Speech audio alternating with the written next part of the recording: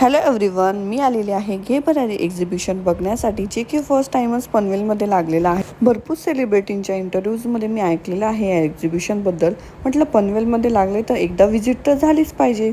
Enter केल्या first स्टॉलच खूप सुंदर होता, जे की ट्रेडिशनल वेअरचं कलेक्शन होतं आणि खूप सुंदर रेडीमेड ब्लाउजेस इथं होते. नेक्स्ट बघितले ज्वेलरी कलेक्शन, तेही खूप सुंदर होते. ट्रेंडिंग आणि युनिक डिझाईन होते. कॉस्ट थोडीशी जास्त होती, बट डिझाईन अँड क्वालिटी एक नंबर.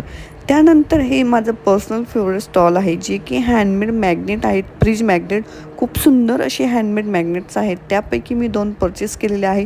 खूप सुंदर आणि युनिक आहेत.